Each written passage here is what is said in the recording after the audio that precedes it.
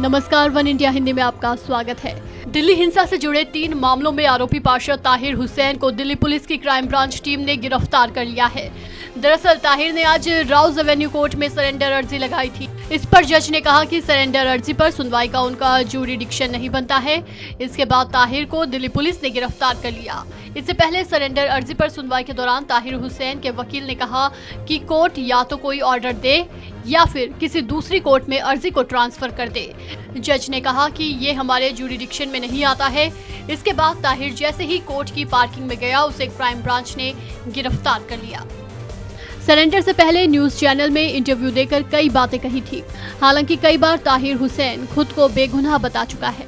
गुरुवार को भी ताहिर हुसैन ने कहा कि मुझ पर गलत आरोप लगाए गए हैं, मेरे मकान का गलत इस्तेमाल किया गया। इसके अलावा ताहिर ने बताया कि पुलिस ने मुझे रेस्क्यू किया था। 24 फरवरी को घर से पुलिस के साथ निकला और मैंने डंडे से उपद्रवियों को भगाने की कोशिश की। ताहिर हुसैन तो ये भी दावा कर रहे हैं कि नार्को टेस्ट के लिए तैयार है।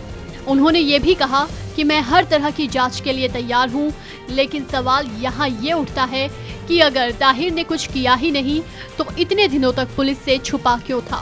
ताहिर हुसैन को ढूंढने में दिल्ली पुलिस ने दिन रात एक कर दी। यहाँ तक उत्तर प्रदेश के अमरोहा में भी छापेमारी की, लेकिन ताहिर हुसैन पुलिस के हत्थे नहीं लगा।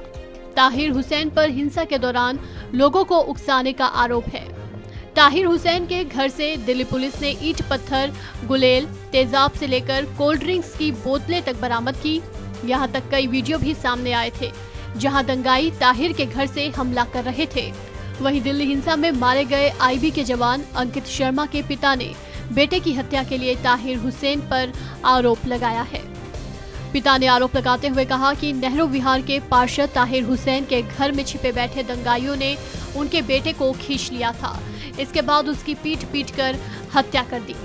पिता ने आरोप लगाया है कि उनके बेटे की हत्या पार्षद ताहिर हुसैन के घर में छिपे दंगाइयों ने की है। अब सच्चाई क्या है, ये तो जांच का विषय है। ताहिर ने खुद सरेंडर करने की बात कही है। ऐसे में देखना होगा कि ताहिर के सरेंडर से दिल्ली पुलिस को दिल्ली में हुए दंगे से जुड़े कोई सबूत मिल पाएंगे। क्या दंगे करने वालों के नाम से पर्दा उठ जाएगा? ऐसे कई सवाल हैं। वहीं राजधानी दिल्ली में भड़की हिंसा अब शांत हो गई है। हिंसा प्रभावित इलाकों में अब राहत कार्य चल रहा है और दोबारा जीवन पटरी पर लौटे, इसकी कोशिशें जारी हैं। पुलिस ने बुधवार को कहा कि दिल्ली हिंसा मामले को लेकर अलग अलग थानों में अब तक 531 केस दर्ज किए जा चुके हैं। इनमें 47 आर्म्स एक्ट के हैं।